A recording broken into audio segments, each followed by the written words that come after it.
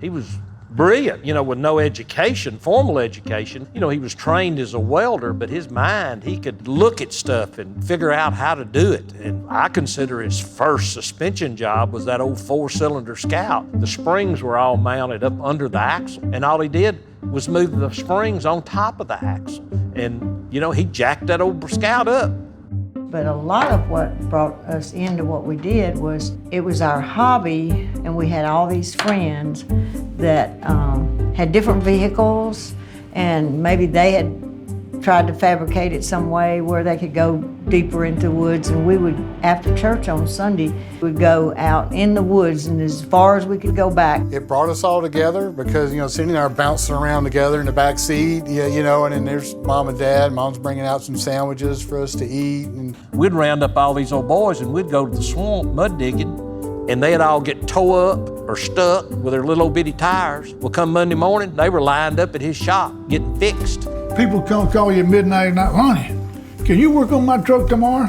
Would you jack it up for me? How much? You gotta have it jacked up. I don't know how much I can lift that one. It looked like a used car lot in front of my house and lived in a subdivision. I thought, well, we got to go to town. It looks like this, they're not gonna put up with this rest of their life out here. And finally it came to a point, like he said, we need to go have a business doing this. And a friend offered us a service station he had if we would keep the gas being pumped, which is what JR and Lonnie's daddy did, and then we would run the business, you know, out of there. And that's how that started. And so it started with a hobby and something we just love to do with our friends.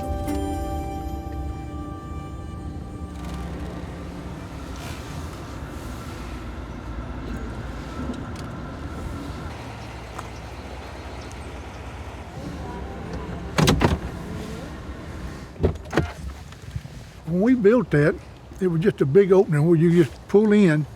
Couldn't afford a frame door right yet. I said, well, I'll get around to it, like we're gonna all get around to things. And man, I remember we pulled that old Bronco in there, and oh man, I thought I had died and went to heaven. Had concrete, didn't have to get on the dirt. Oh, that was some times, man. I still remember like it was yesterday. I remember getting bored, put that fence up. Man, me and that girl worked so hard. We planted that pine tree right yonder. I'm telling you now. One of the best girls you ever meet. That's tough going back. Tough to go back in 50 years. To come from that till today, wow. Thought that thing was a monster when we built it. Man, look at the room we got. And today, why, it's just a little building. Thank Almighty God. Whew. Never even thought about Skyjacker Suspensions when we were doing that.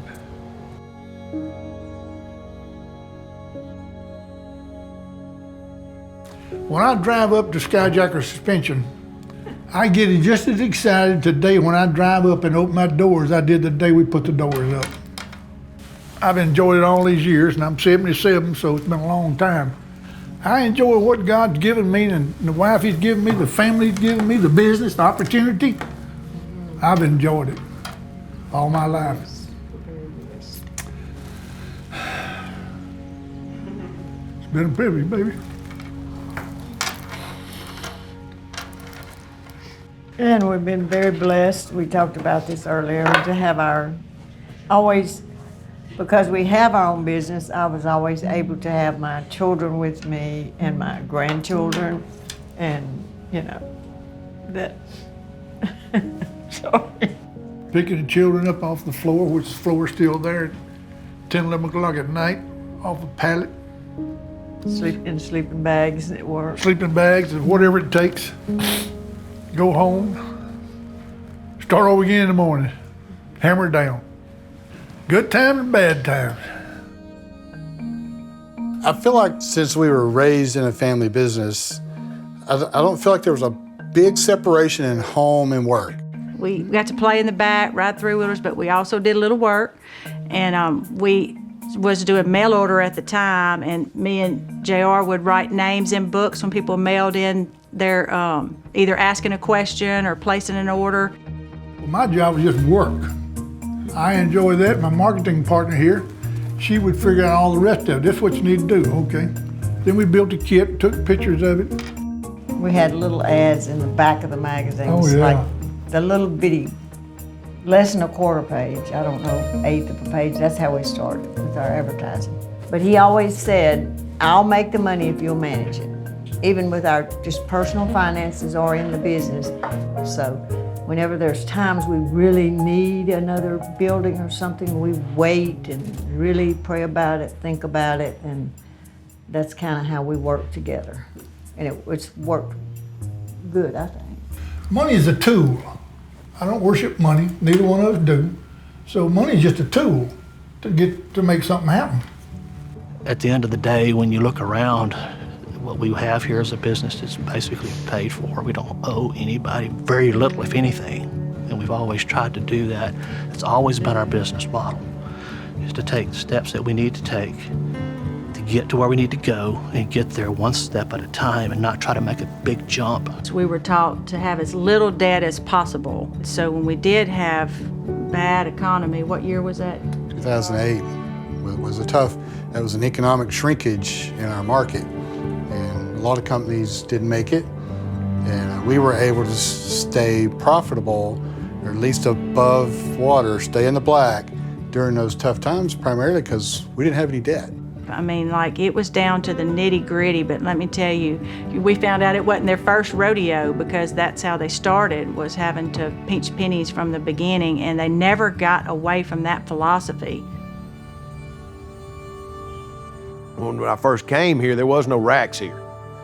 They were working on the floor. So to go on from there, from the first racks we've put in here to now next door, we have a brand new R&D being built that's gonna have 5 racks in it, and the cubic inches of it, it's unreal to what we can do. Because once you tie these up with the vehicles, you're tied up. You know, the first retail location I remember Skyjacker having was a 2-bay shop, probably 1,000 square foot. We went from that 1,000 square foot to then probably a few years later a 6,000 square foot shop. Over time, he kept adding warehouses, adding warehouses. But today, we're 75,000 square foot plus facility, all right here in West Monroe, Louisiana. And now we can actually, with this new building, streamline our manufacturing, be much more efficient. And we can streamline our packaging and our shipping.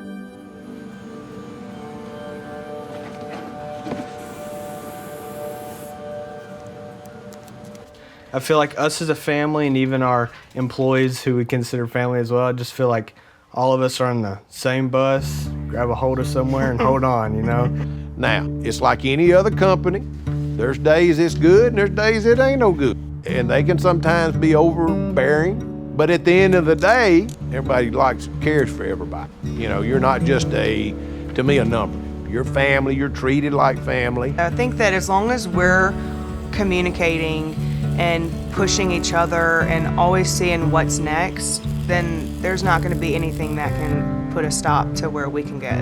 And I think that they've done a good job of hiring those people. We have, you know, at least 5 at a 20-year mark, a few over 35, the rest are 10 to 15. I don't know, you just don't find that many that stay at a company that long. I think it says more for them, to me, than it says about us. Even we had stuff like COVID that went on. We had people that wanted to be at work. And so to me, it says a lot about who they are. Very humbling Yeah, to we're us. very blessed that they chose to work for us. And so it ends up feeling like a big family.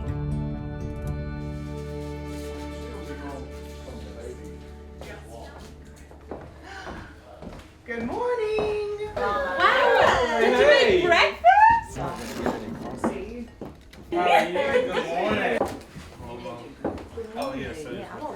Papa, what did you get? We found some albums, and I want us to look at these. I know, look what a stunner. Like, freaking gorgeous. Okay, but so look, I found the wedding photo.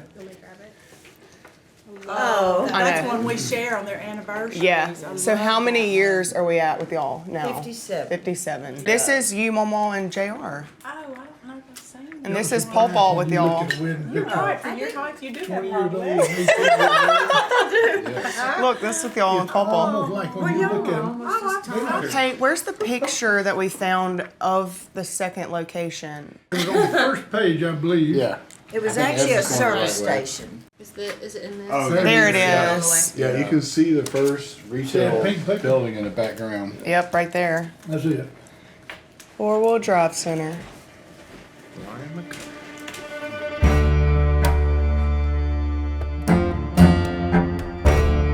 Me and my son, we've had some come to square meetings with no blows, we just face up on the concrete. And I had to stop and think one day. I said, well, McCurry, you're not gonna live forever. One of these days, what you gonna do with this company?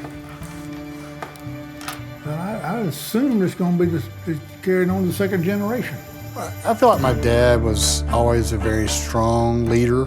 He always led by example. So to me, I didn't feel like that I could outdo my dad, but I believe that through my college degree and my experience there, I could envision a little different direction. That transition was primarily going from mail order to wholesale distribution. That was a real stressor for us because that was unknown territory. There's a lot of tension moments in there because you got some victories, some failures, and it was tough figuring out how to grow it and remain profitable. And so I'm working with Cindy and Mom, and we're all trying to figure this out, but we did it together, which was the beauty of it, is because we all got behind it and said, let's give this a run and let's make this happen, and it worked. We did it. Our business was built, on quality of the product that we offer. That's how we've built our business, and that's how we continue to build business. And it's important that vision is, you get behind that vision. And, you got a head coach, and you got, everybody on your team, you should buy into the playbook, and that's what we try to all do around here, is try to do our best to take whatever's there and we put whatever's put in front of us, and we just try to move forward with the game plan that's there, and that's how you win. This is all done with blood, sweat, and tears. I think it's important people understand that. This is all built from the ground up. So you're talking about rags to riches. Having my children work at Skyjacker, the first thought is, I'm sure you love it. There's nothing like it. How amazing. And that's true. It's very true. There's also a lot of pressure. And as I make decisions for Skyjacker to help it grow or take this risk, what if this risk doesn't work? I've got kids here depending on Skyjacker to be around. This is their livelihood too. When it all works, and then you're able to enjoy that time together at work, like I say, it builds synergy, it builds excitement.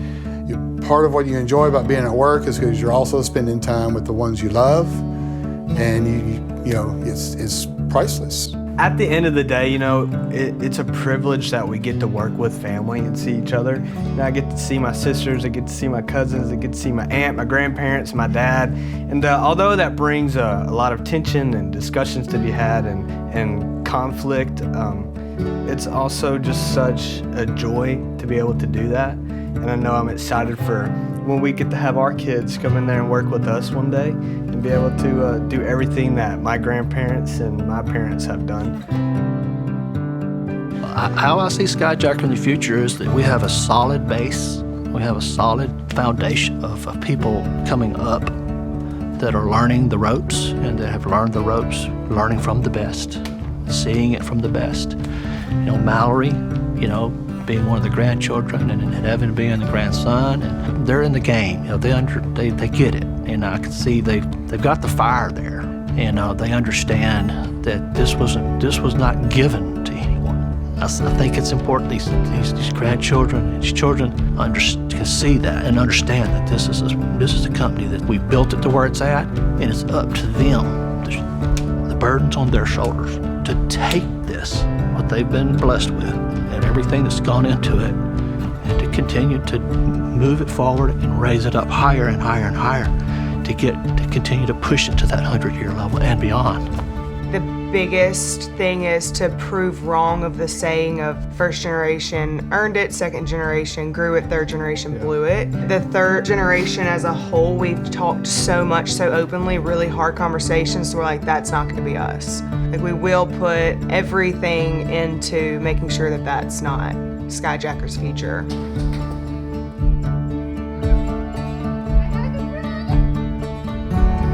And I think the goal is to strive to continue to be one of the only ones still here in 50 years that's family owned. And so I think it's just keep on keeping on to the true values of what have been instilled along the way. It's quality product with hard work, putting the Lord first. All these things, they haven't changed. And our goal is to make them not change. I would say that I'm immensely blessed. Life is hard, business is hard, but getting to spend the days with the people who you love the most and the people who you know no matter what are gonna support you and lift you up when you need it, I feel like you can't really have anything better than that. So I'm excited about our future as Skyjacker. We're not getting any smaller, we just keep growing, and we're excited to see where we'll be in another 50 years.